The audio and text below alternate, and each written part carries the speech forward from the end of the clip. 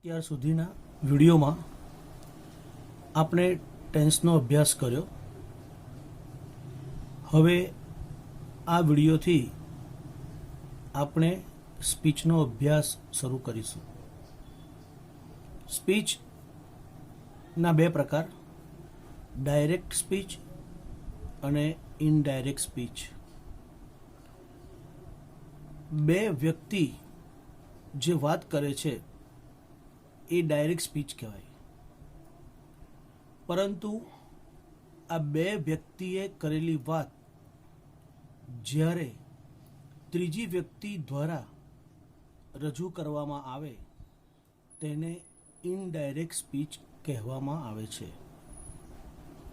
તો ફરીથી, બે વ્યક્તિ જ્યારે વાત કરતી હોય તો એ ડાયરેક્ટ સ્પીચ કહેવાય, અને બે વ્યક્તિએ કરેલી વાત ત્રીજી વ્યક્તિ દ્વારા રજૂ કરવામાં આવે તેને ઇનડાયરેક્ટ સ્પીચ કહેવાય છે.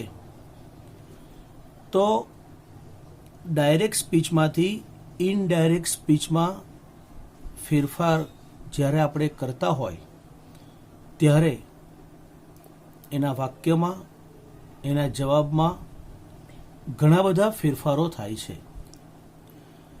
તો એ શું ફેરફારો થાય એ આપણે શીખીએ. ડાયરેક્ટ સ્પીચમાંથી ઇનડાયરેક્ટ સ્પીચમાં ફેરફાર કરતી વખતે સૌપ્રથમ તો અવતરણ ચિહ્નમાં જે વાક્ય હોય તો એ અવતરણ ચિહ્ન નીકળી જાય છે અને વાક્ય ડેટથી જોડાય છે. આ એક કોમન ફેરફાર છે.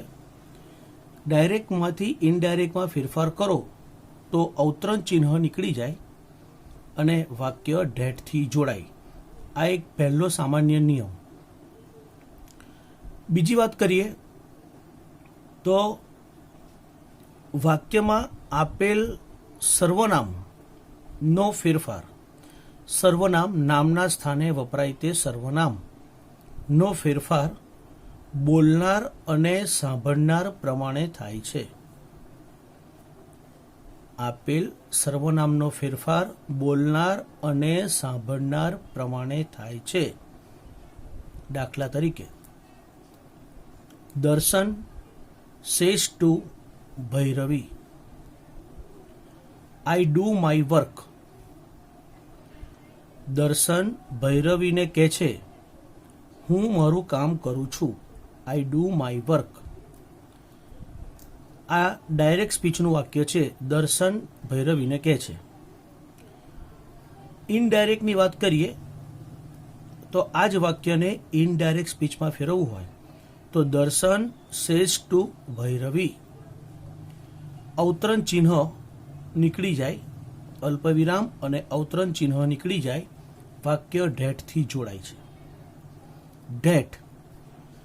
હવે દર્શન એવું કહે છે, આઈ ડુ માય વર્ક, હું મારું કામ કરું છું. તો આ વાક્ય દર્શને ભૈરવીને કીધું, પણ આ વાક્યને આપણે રજૂ કરવું હોય કે દર્શન તેનું કામ કરે છે એવું દર્શને કીધું તો આઈના સ્થાને સર્વનામ હી આવશે, તે. ડઝ, આઈની જોડે ડુ આવે, હીની સાથે ડઝ આવે. આઈ ડુ માય વર્ક તો હી ડઝ માયના સ્થાને હીઝ વર્ક. તો દર્શને એવું કીધું કે હું મારું કામ કરું છું, તો દર્શનના સ્થાને આપણે કહેવાનું છે કે તે તેનું કામ કરે છે. આઈના સ્થાને હી આવ્યું અને માયના સ્થાને હીઝ આવ્યું. આ સર્વનામના ફેરફાર થયા. તો આ બે એક સામાન્ય નિયમ હતા કે અવતરણ ચિહ્ન નીકળી જાય, વાક્ય ડેટથી જોડાય. બીજો ફેરફાર સર્વનામનો બોલનાર અને સાંભળનાર પ્રમાણે થાય, જે આપણે આ વાક્યમાં જોયો. હવે ડાયરેક્ટ સ્પીચમાંથી ઇનડાયરેક્ટ સ્પીચમાં ફેરફાર કરતી વખતે વાક્યના કાળ બદલાય છે. તો કાળ કેવી રીતે બદલાય છે તે આપણે શીખીએ. જો વાક્યનો કાળ સાદો વર્તમાન કાળ હોય તો ઇનડાયરેક્ટ સ્પીચમાં સાદો ભૂતકાળ થાય છે. એટલે કે સાવકામાંથી સાભુકામાં ફેરવાય છે, સાદા વર્તમાન કાળમાંથી સાદા ભૂતકાળમાં ફેરવાય છે. દાખલા તરીકે પૂનમ સેડ બીના સિંગ્સ સોંગ. પૂનમે કીધું બીના ગીત ગાય છે. તો ઇનડાયરેક્ટની વાત કરીએ તો પૂનમ સેડ, અવતરણ ચિહ્નો નીકળી જાય, તેના સ્થાને ધેટ. બીના સિંગ્સ એ સાદો વર્તમાન કાળ છે. સાદા વર્તમાન કાળનું સાદા ભૂતકાળમાં ફેરફાર થાય તો સિંગ્સનું ભૂતકાળ સેંગ, સોંગ. તો ફરીથી પૂનમ સેડ, ધેટ ચિહ્નની જગ્યાએ બીના, સિંગ્સના સ્થાને સેંગ, સોંગ. તો આ હતું સાદા વર્તમાન કાળમાંથી સાદા ભૂતકાળમાં ફેરવાય. ચાલુ વર્તમાન કાળનું ચાલુ ભૂતકાળ બને છે. ચા વકા ચાલુ વર્તમાન કાળનું ચા ભૂકા ચાલુ ભૂતકાળ બને છે. સાદા વર્તમાન કાળમાંથી સાદો ભૂતકાળ બન્યો, ચાલુ વર્તમાન કાળમાંથી ચાલુ ભૂતકાળ બને છે. દાખલા તરીકે Amit said mister Shah is teaching English. અમિતે કીધું શ્રીમાન શાહ અંગ્રેજી શીખવી રહ્યા છે. તો આનું આપણે ઇનડાયરેક્ટ કરીએ. આ વાક્ય ચાલુ વર્તમાન કાળનું છે, ઇઝ ટીચિંગ, એનું આપણે ચાલુ ભૂતકાળ કરવાનું છે. તો અમિત સેડ, અવતરણ ચિહ્ન નીકળી જાય, તેના સ્થાને ધેટ. મિસ્ટર શાહ ઇઝ ટીચિંગનું વોઝ ટીચિંગ. તો આ ચાલુ ભૂતકાળ થયું. ઇઝ ટીચિંગ ચાલુ વર્તમાન કાળ, વોઝ ટીચિંગ ચાલુ ભૂતકાળ, ઇંગ્લિશ. એવી રીતે પૂવકા એટલે કે પૂર્ણ વર્તમાન કાળમાંથી પૂભૂકા પૂર્ણ ભૂતકાળમાં ફેરવાય છે. સાદા વર્તમાન કાળમાંથી સાદો ભૂતકાળ, ચાલુ વર્તમાન કાળમાંથી ચાલુ ભૂતકાળ અને પૂર્ણ વર્તમાન કાળમાંથી પૂર્ણ ભૂતકાળમાં ફેરવાય છે. દાખલા તરીકે she said Dhaval has finished the work. તેણીનીએ કીધું ધવલે તેનું કામ પૂરું કર્યું. હેઝ ફિનિશ્ડ, હેવ કે હેઝ વત્તા ક્રિયાપદનું ત્રીજું રૂપ, આ પૂર્ણ ભૂતકાળ પૂર્ણ વર્તમાન કાળની વાક્ય રચના છે. તો હેઝ ફિનિશ્ડ એનું આપણે પૂર્ણ ભૂતકાળ કરીશું. તો જવાબ જોઈએ ઇનડાયરેક્ટમાં સી સેડ, ચિહ્નના સ્થાને ધેટ. ધવલ હેઝ ફિનિશ્ડનું પૂર્ણ ભૂતકાળમાં હેડ ફિનિશ્ડ. હેઝનું કે હેવ હોય તો હેડ થાય, ક્રિયાપદનું ત્રીજું રૂપ હેડ ફિનિશ્ડ ધ વર્ક. તો આ પૂર્ણ વર્તમાન કાળમાંથી પૂર્ણ ભૂતકાળમાં ફેરફાર થયો. ફરીથી ટૂંકમાં આપણે આટલું જોઈએ કે કોઈ પણ ડાયરેક્ટ સ્પીચમાંથી ઇનડાયરેક્ટ સ્પીચમાં રૂપાંતર કરો તો અવતરણ ચિહ્ન નીકળે. સર્વનામનો ફેરફાર બોલનાર અને સાંભળનાર પ્રમાણે થાય. સાદા વર્તમાન કાળમાંથી સાદો ભૂતકાળ બને, ચાલુ વર્તમાન કાળમાંથી ચાલુ ભૂતકાળ બને અને પૂર્ણ વર્તમાન કાળમાંથી પૂર્ણ ભૂતકાળ બને. આગળ સાદા ભૂતકાળની વાત કરીએ. અત્યાર સુધી આપણે 3 કાળની વાત કરી, 3 વર્તમાન કાળ. સાદા વર્તમાન કાળમાંથી સાદો ભૂતકાળ બને, ચાલુ વર્તમાન કાળમાંથી ચાલુ ભૂતકાળ બને અને પૂર્ણ વર્તમાન કાળમાંથી પૂર્ણ ભૂતકાળ બને. હવે સાદા ભૂતકાળમાંથી સા ભૂકા સાદો ભૂતકાળમાંથી પૂર્ણ ભૂતકાળ બને છે. સાદા ભૂતકાળમાંથી પૂર્ણ ભૂતકાળ બને. વાક્યમાં ડીડ નોટ આપેલું હોય તો તેનું હેડ નોટ થાય. ડીડ નોટના સ્થાને હેડ નોટ થાય છે. ઉદાહરણ જોઈએ આપણે. The teacher said Kalpesh bought a scooter. શિક્ષકે કીધું કલ્પેશે સ્કૂટર ખરીદ્યું. બોટ બાયનું ભૂતકાળ બોટ, આ સાદો ભૂતકાળ છે, સાદા ભૂતકાળનું વાક્ય છે. એને આપણે પૂર્ણ ભૂતકાળમાં ફેરવવાનું છે. ધ ટીચર સેડ, ચિહ્ન નીકળી જાય તો ડેટ, કલ્પેશ બોટ સાદો ભૂતકાળ, એનું પૂર્ણ ભૂતકાળ બનાવવાનું. પૂર્ણ ભૂતકાળની વાક્ય રચના હેડ વત્તા ક્રિયાપદનું ત્રીજું રૂપ. તો હેડ બોટનું ત્રીજું રૂપ બોટ જ થાય. તો હેડ બોટ અ સ્કૂટર. તો ફરીથી the teacher said that Kalpesh had bought a scooter. એવી રીતે ચા ભૂકા એટલે કે ચાલુ ભૂતકાળમાંથી ચાપુભૂ એટલે ચાલુ પૂર્ણ ભૂતકાળ બને છે.